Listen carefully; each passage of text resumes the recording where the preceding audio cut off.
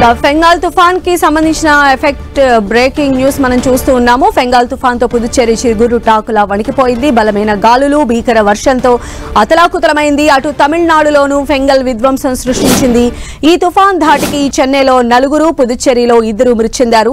గత 30 ఏళ్లలో పుదుచ్చేరిలో ఇదే అతి భారీ వర్షమని అధికారులు చెప్పారు. అటు పుదుచ్చేరికి రెడ్ అలర్ట్ కొనసాగుతోంది. బంగాళాఖాతంలో ఏర్పడిన తుఫాన్ పుదుచ్చేరి సమీపంలో తీరం దాటినా ముందుకు కదలకుండా అక్కడే బీభత్సం సృష్టించింది. సుమారు 17 గంటల పాటు పుదుచ్చేరి పక్కనే తుఫాన్ కేంద్రీకృతమైంది. గంటకు 90 కిలోమీటర్ల వేగంతో వీచిన పెనుగాలులకు భీకర వర్షం తోడైంది. దీంతో పుదుచ్చేరి నగరం అతలాకుతలమైంది. అటు తమిళనాడులోని పలు జిల్లాల్లో భారీ వర్షాలు కురిశాయి. తీరాన్ని తాకిన వెంటనే తుఫాను బలహీనపడవచ్చన్న వాతావరణ శాఖ అంచనాలు తప్పాయి. ఆ తర్వాత తుఫాను తీవ్ర వాయుగుండంగా మారి నెమ్మదిగా పశ్చిమ దిశగా కదిలింది. ప్రస్తుతం తమిళనాడులోని తిరువన్నామలై, కళక్కురిచి, విల్లుపురం, కడలూరుతో పాటు పుదుచ్చేరికి రెడ్ అలర్ట్ కొనసాగిస్తూ ఉన్నారు. తమిళనాడులోని విల్లుపురం జిల్లా మయిలంలో 24 గంటల్లో ఏకంగా 51 సెంటీమీటర్ల వర్షపాతం నమోదు కాగా పుదుచ్చేరిలో 49 సెంటీమీటర్ల వర్షం కురిసింది. పుదుచ్చేరిలో గత 30 ఏళ్లలో ఇంతటి వర్షపాతం నమోదు కాలేదని అధికారులు చెప్పారు. 16 ఏళ్ల తర్వాత 20 సెంటీమీటర్లకు మించి వర్షం కురిసినట్లు తెలిపింది. గాలులు గంటకు 70 నుంచి 90 కిలోమీటర్ల వేగంతో వీయడంతో చాలా చోట్ల చెట్లు, విద్యుత్ స్తంభాలు నేలకూలాయి.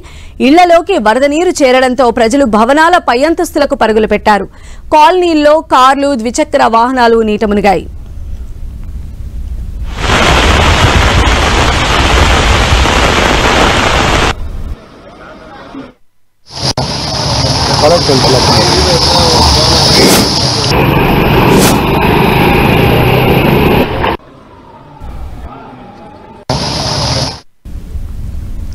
నిర్వాసితుల కోసం పాఠశాలలను పునరావాస కేంద్రాలుగా మార్చారు.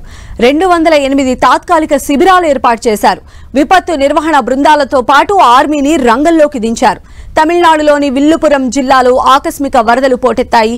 అక్కడ 49 పునరావాస కేంద్రాలను ఏర్పాటు చేసి సుమారు 1500 మందిని తరలించారు. చెన్నైలో 4, పుదుచ్చేరిలో 2 చనిపోయినట్లు గుర్తించారు. చెన్నైలో వేర్వేరు చోట్ల 3 విద్యుత్ ఘాతానికి గురై ప్రాణాలు కోల్పోయారు. Para